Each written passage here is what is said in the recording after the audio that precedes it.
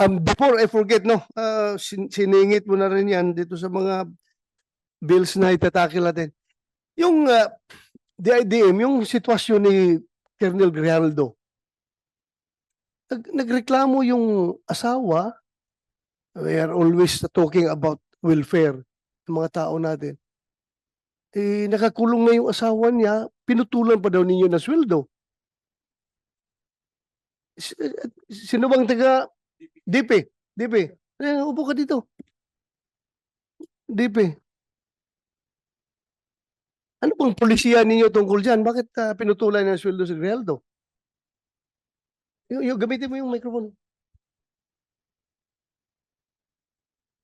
Sir, si Colonel Grijaldo, sir. Ano ka sa DP? Division Chief, sir. Ng, Policies, Plans, and Program Division. so you represent DP and the Chief PNP as far as the Grijaldo case is concerned. Am I right? Sige, sagutin mo lang yung mga tanong ko. Sige, ano yung, anong sasabi mo? Anong, Colonel Grijaldo, sir, is considered allowed, sir. Allowed pay. Automatic leave of absence without pay, sir. why? Na-contempt siya, sir, so hindi siya makapagtrabaho. And I don't know, sir, kung may order na rin siya, sir, as allowed pay. Hindi ba nyo titingnan na double whammy yan on the part of Grijaldo? Sobrang injustice na yan sa kanya. He's suffering from injustice sa pagkakulong niya ngayon for telling the truth.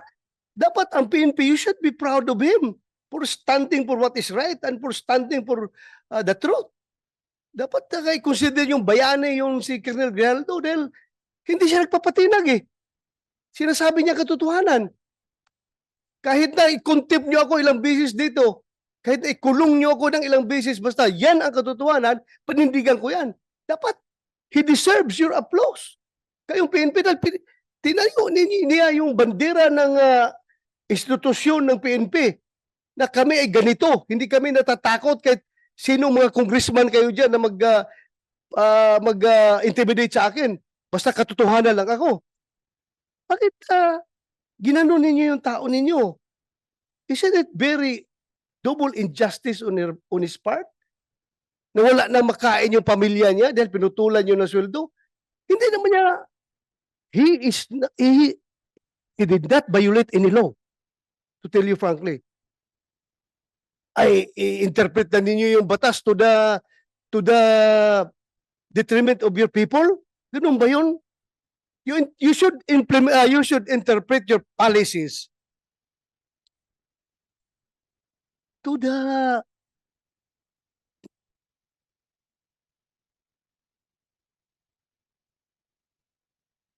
advantage of your people. Tingnan nyo, you should be liberal enough to interpret your own policies.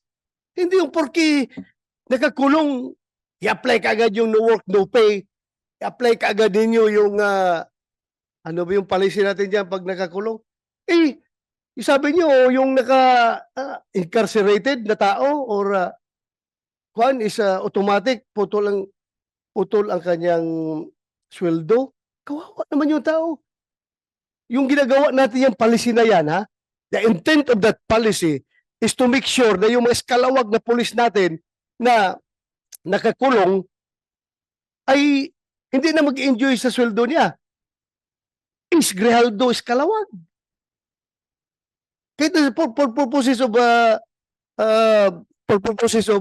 discussion. Sabihin nyo, isa, wala kami magawa. Yan ang polisiya natin. No work, no pay. At kapag incarcerated, putol ka ng sweldo. But still, dapat may puso kayo sa tao ninyo. Kung nangyari sa iyo yung ginawa kay Grijaldo, anong sabihin mo? Sige nga, I would like to get your opinion. Sige, you open the mic. Ikaw, nagsasabi ng totoo sa isang congressional hearing. Kinontempt ka, ikinulong ka. Ngayon, nakakulong ka na, pinutulan pa ng PNP yung sweldo mo. Wala ka ng pagkain yung pamilya mo dahil wala ka ng sweldo. Yes, sir. Ano masasabi mo? Sir, I think I will have the same sentiments with Colonel Grijaldo. Correct. Yes, sir. particularly that he is my classmate, sir. Oh, so your classmate. Huh?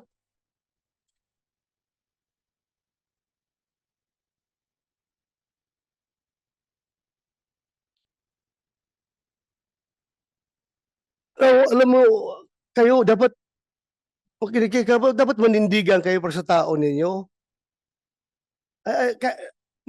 Not even the House of Representatives, not even the Senate could force you to do injustice to your people. That is double injustice. Ang ginagawa niyo. Tumayo kayo. Ano lang sabihin ng mga patrolman ninyo ngayon doon sa baba? Ganito na lang among PNP, walang bayag.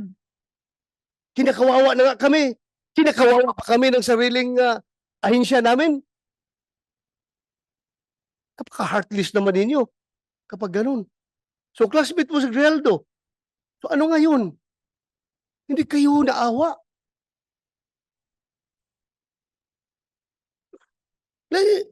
Then, I would like to acknowledge the presence of Senator JB Ejercito. Thank you, Your Honor, for joining. Alam mo,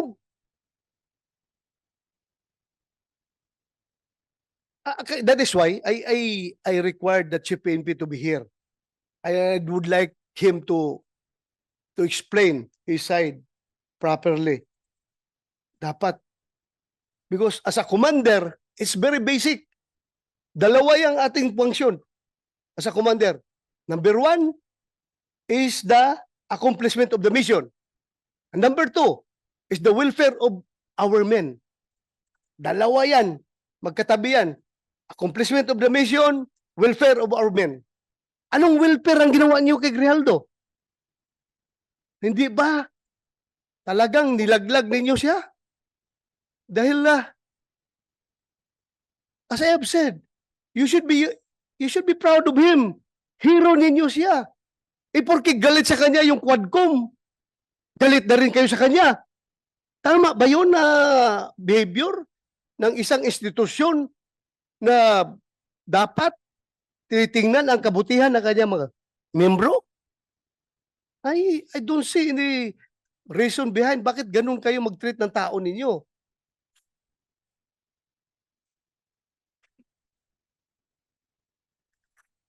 Yes. Can we get your opinion?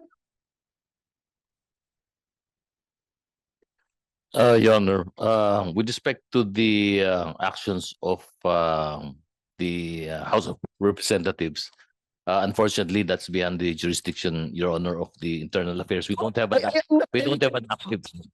That meron kayong control doon sa Quadcom. Wala kayong control, but you have control to your own policies sa pag-apply niyo sa tao niyo, sa polisiyan niyo. Yes, Your Honor. To that end, Your Honor, we have not, so far as Internal Affairs Service is concerned, we have not instituted or recommended as of yet, Your Honor, any disciplinary action on arising from the proceedings in the House of Representatives, Your Honor. Please tingnan ninyo mabuti yan. It's time for you to show to the world that the Philippine National Police is indeed an institution that takes care of its own people. Huwag naman ninyong ganyanin yung tao ninyo. Ikinungulong na nga.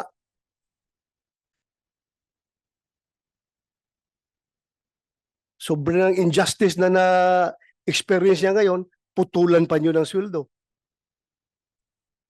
Paano ang pamilya niya? Paano yung pag-aaral ng pamilya niya? Paano yung pagkain nila pang araw-araw? Wala na siyang sweldo. Okay lang sa akin yun kung iskalawag yung tao. Kung ninja cup yung tao, go ahead. You punish him. Pero for standing for the truth, for doing what is right, and for not giving in to the intimidations na ginagawa sa kanya ng Quadcom. Kayo rin, sasakay rin kayo sa Quadcom na pati sweldo niya, puputulin ninyo. You should be liberal enough to interpret your own policy to your people. Kayo ba sa armed forces, ganun din kayo? Kapag ang tao ninyo ay nakulong, na-contempt, puputulan rin yun ng sweldo?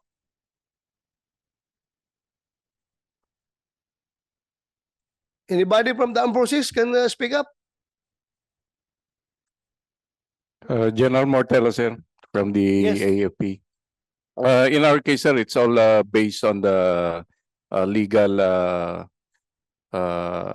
requirements of to discipline our people. So it's all within the bounds of policies within the organization. We have yung tinatawag namin, sir, na the right of the commander to institute punishment. So meron sa the AW 105, sir. So any commander, even down to the smallest unit, can impose punishments based on the to institute discipline within the organization. So hindi basta-basta. Meaning, the commander still has the discretion. Yes, sir. Yeah. Discretion, yan ang pinaka-magic word yan. Discretion mo yan, being the commander. Nakita mo yung sitwasyon ng tao mo. May discretion ka. Di ba? Yes, sir. Alam natin, paglaban natin mga tao natin. May mga tao tayo na hinaharas ng mga politiko doon sa baba. May mga tao tayo na kung ano-ano na pinagpapail na kaso. Ito, kaso talaga sa korte ha. Harassment cases dahil nga, ako mismo, may mga kaso ako noon na harassment cases from politicians because hindi ako nag-give in sa kanilang kagustuhan, sa kanilang pansariling kagustuhan. Hindi ako nag-give in. Kinasuhan ako. Pero, at least ang PNP namin noon ay hindi ako pinutulan ng sweldo. May kaso nga ako eh. Pero hindi ako pinutulan ng sweldo. Dahil nakita naman ng PNP leadership na itong tao na ito nagtatrabaho lang. Nasagasaan ang politiko. Ngayon, nagalit ang politiko, rumisbak, kinasuhan. So bakit ko puputulan ng sweldo itong tao na nagtatrabaho? Sa taong matino. You have the discretion being the commander. And your discretion, using your discretion, you should consider always accomplishment of the mission and welfare of your men. Yung pagpuputol yun ng sweldo kay Grijaldo, what mission have you accomplished? Meron kayo mission na na-accomplish doon?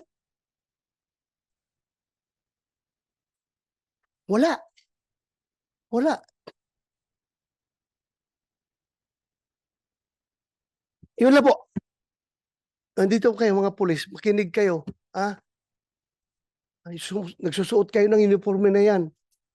You're wearing that badge. You're wearing that badge.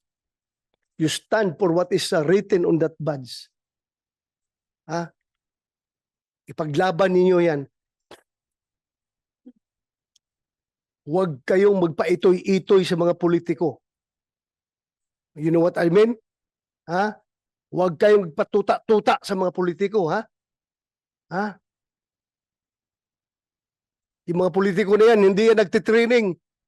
Kayo, nagtraining kayo, yung sweat, blood, and tears ay nagsipaglabasan sa inyong katawan dahil sa training na yan.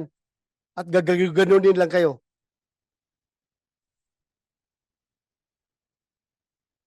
Paglaban ninyo, tauhan ninyo. My God, if I were the Chief PNP at this time, I don't know.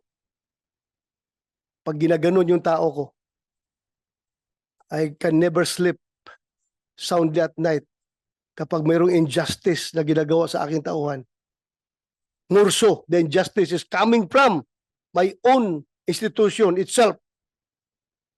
Sabi ko kasi magpakamatay ako para sa aking tauhan kapag ginaganyan yung tao ko. Lalong-lalo na kapag ang tao ko ay nagsasabi lang ng katotohanan at pinanindigan kung ano ang tama. DP, you relay my messages to your to the DP. And to your Chief PNP, i-relay nyo yung mensahe ko. Sana naman nakikinig kayo.